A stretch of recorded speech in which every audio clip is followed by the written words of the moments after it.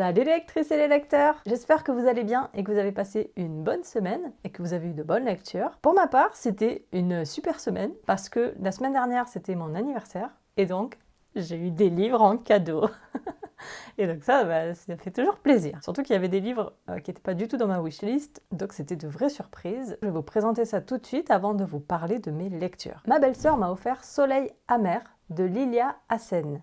Dans ce livre, on est dans les années 60. Saïd, un Algérien, vient d'arriver en France pour le travail et il va devoir attendre plusieurs années avant de pouvoir faire venir sa famille. Je pense que dans ce livre, on va être dans un petit peu la découverte des conditions de vie des Algériens qui viennent vivre en France à cette époque-là, la vie dans les HLM et certainement aussi une histoire un petit peu familiale. C'est un sujet qui m'intéresse beaucoup, du coup j'ai vraiment hâte de découvrir cette lecture. Il n'est pas très long, il a été édité aux éditions Gallimard en 2021, donc il n'est pas très vieux et moi je l'ai en version folio. Ensuite, ma belle-sœur a encore fait des folies, elle m'a acheté un deuxième livre, elle est trop gentille, La mariée portait des bottes jaunes de Catherine Pancol, qui est une autrice française, je ne savais pas. C'est elle qui a écrit le célèbre, attendez parce que je ne me rappelle plus du titre, Les yeux jaunes des crocodiles et Les écureuils de Central Park sont tristes le lundi. Donc c'est des livres que j'ai pas lus mais dont j'ai déjà entendu parler, je pense comme beaucoup de personnes ici. Dans La mariée portait des bottes jaunes, on est à Berléac, apparemment dans la région bordelaise. Une mère va déposer ses deux enfants, India et Louis, dans un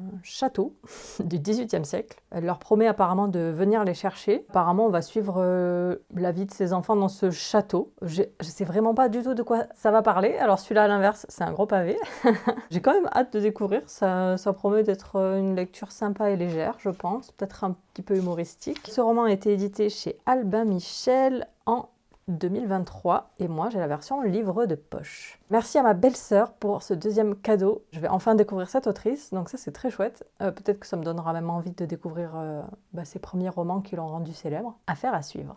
Et mon amoureux m'a fait un magnifique cadeau. Vous le savez peut-être pas, mais je suis une grande fan de Harry Potter. Et même si je cautionne absolument pas les points de vue de l'autrice sur la transidentité, et donc si j'essaye d'éviter d'acheter des choses qui vont lui faire gagner de l'argent, bon là c'est un cadeau. C'est quand même moi qui l'ai trouvé dans le rayon et qui ai dit « Oh regarde chérie, une idée pour mon anniversaire ». Oui, des fois on se voile un peu la face. Il m'a offert cette énorme pavasse, le tome 4 de Harry Potter et la Coupe de Feu, qui était à l'origine, ce sont des beaux livres qui étaient illustrés par Minalima, les studios Minalima. Minalima a arrêté d'illustrer ses livres à la fin du tome 3, et donc là maintenant c'est les studios Carl James Montford qui les illustrent, heureusement, parce que sinon ma série se serait arrêtée à 3. J'ai commencé à feuilleter un petit peu, j'avais vu des retours comme quoi les illustrations étaient un petit peu trop jeunesse. J'ai regardé l'intérieur et franchement moi ça me plaît, c'est des graphismes qui me plaisent. Je vous montre juste rapidement pour le chapitre 1.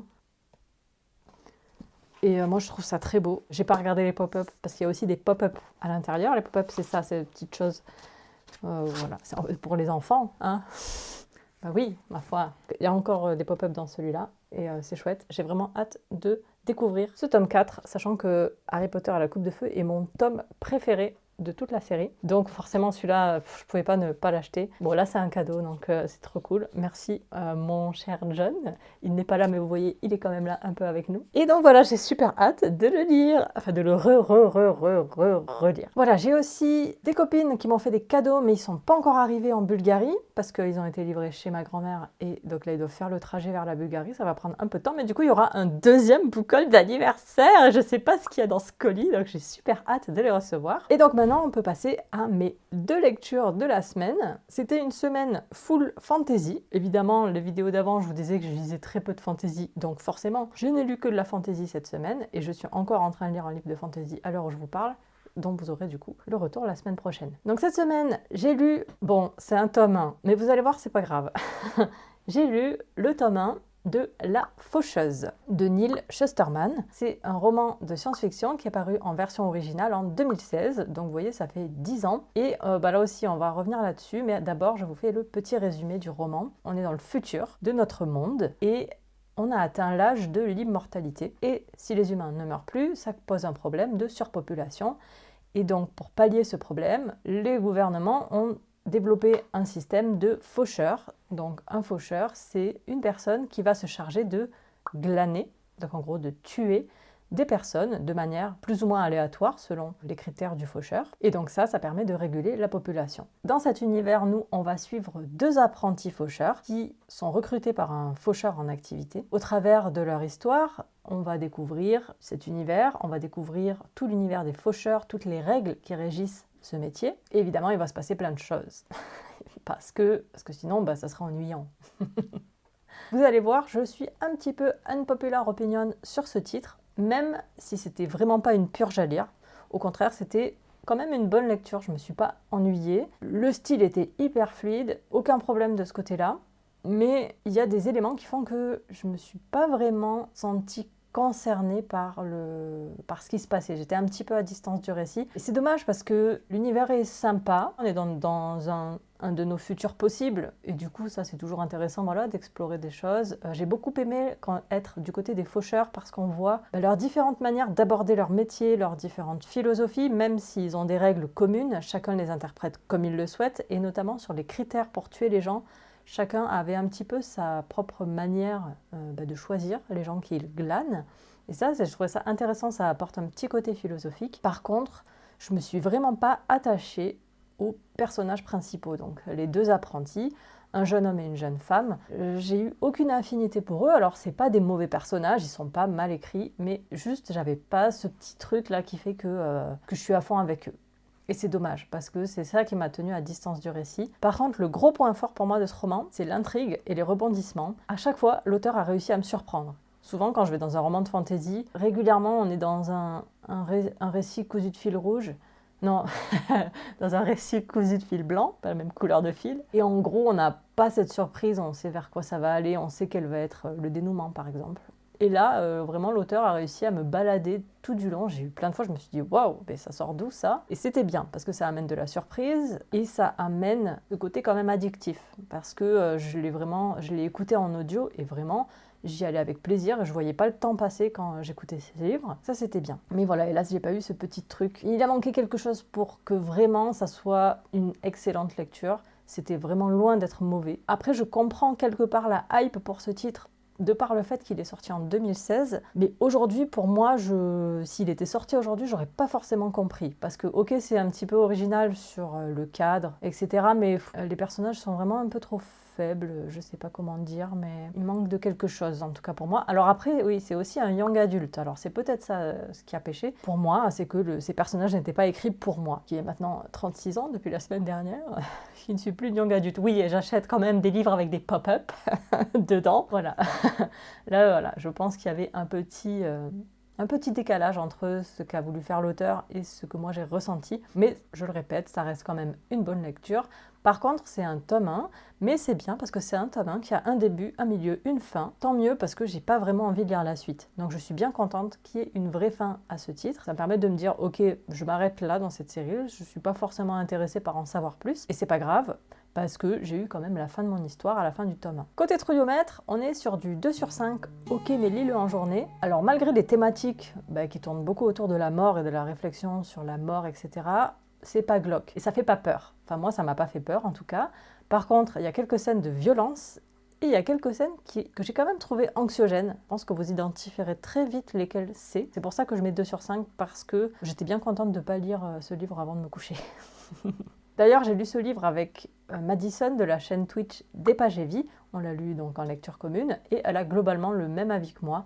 Voilà, ça vous permet d'avoir un petit peu deux avis. Je pense qu'elle a publié son avis sur son compte Instagram, si vous voulez aller le voir aussi pour compléter un petit peu. Mais bon, on a grosso modo le même avis. Et ensuite, j'ai lu Babel de R.F. Kuang. Ce roman de fantasy est paru en version originale en 2022 et en version française en 2023. C'est le roman qui a fait connaître R.F. Kuang en France. Et moi, il se trouve que j'ai découvert l'autrice pas par ce livre, mais par deux autres de ses livres, Yellowface et La Gare du Pavot, le tome 1. C'était la première traduction chez... Ça oui ? Non, je sais plus chez qui. Faut pas dire de bêtises, mais là, il y avait une nouvelle traduction par De Saxus. Moi, j'avais lu la traduction précédente. Et j'avais adoré ces deux livres. Et donc, j'avais hâte de découvrir Babel, qui est le livre vraiment qui a fait connaître l'autrice. Dans Babel, on est en 1828 et on est dans un univers qui est grosso modo le nôtre à cette époque-là, mais dans lequel il y a de la magie basée sur la traduction.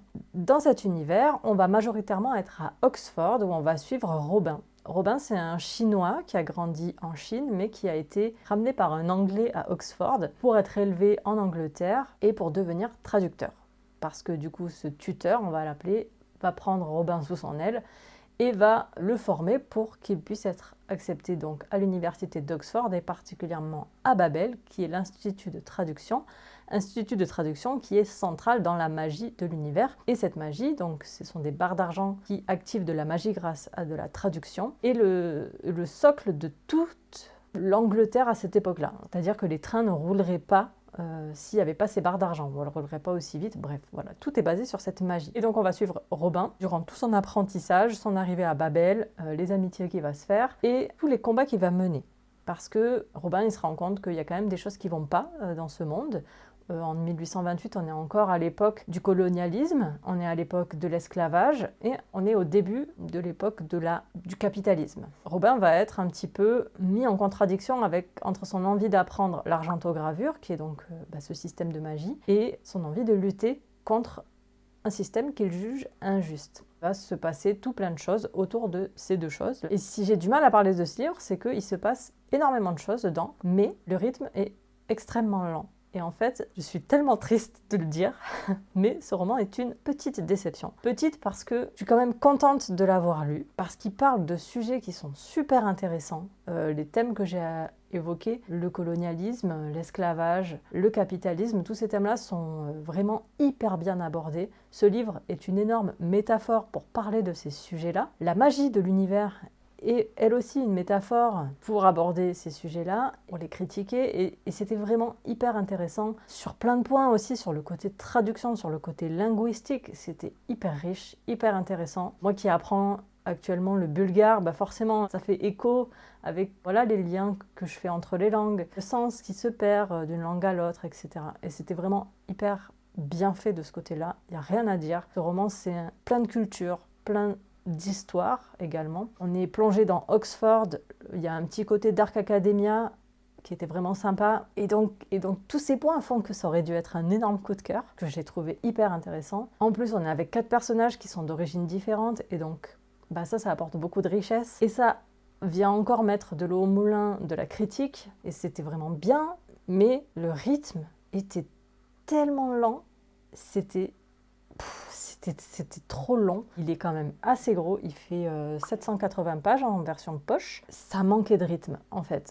Vraiment, même si tout est intéressant, je suis quand même dans un livre de fantasy et j'ai quand même envie qu'il se passe des choses. Alors, il se passe des choses, mais je sais pas, il y a quelque chose qui fait que la sauce n'a pas prise avec moi et j'ai trouvé ça très long à lire. Et c'est dommage, hein. Pourtant, ça m'arrive de lire des grosses pavasses. Récemment, j'ai lu 22-11-63 de Stephen King et j'ai pas eu ce sentiment de longueur. C'est pas parce que j'ai pas l'habitude de lire des gros livres, vraiment, ça n'a rien à voir.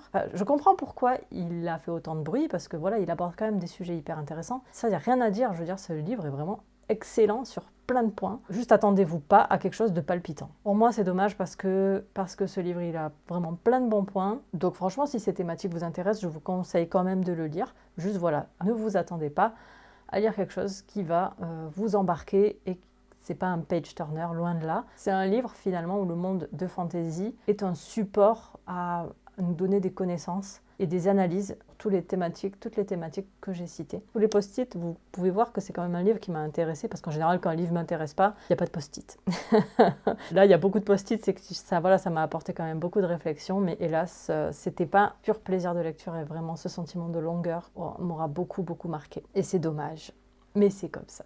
Je suis quand même contente de l'avoir lu. Trouillomètre, c'est 1 sur 5, même pas peur. Ce livre est un one-shot. J'ai quand même hâte de lire le nouveau roman de l'autrice. Je sais pas, je crois qu'il sort en mars.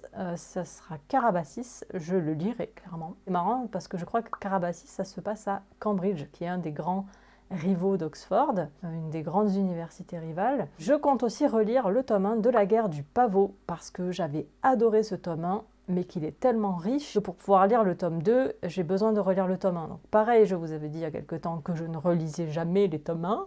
Évidemment, là, je me contredis, parce que je relirai le tome 1 de La guerre du pavot pour pouvoir lire la suite, qui est enfin traduite par De Saxus, parce qu'avant elle n'était pas traduite et je ne me sentais pas de le lire en anglais, même si j'aurais pu, mais voilà, quand j'ai su que De Saxus refaisait les traductions, je ne me suis pas donné la peine de continuer en anglais alors que je l'avais commencé en français. J'espère que la traduction sera bien de La guerre du pavot, parce que ce livre était absolument incroyable. Donc là, je vais pouvoir comparer deux traductions. Ça, c'est toujours intéressant et ça fait le lien avec Babel.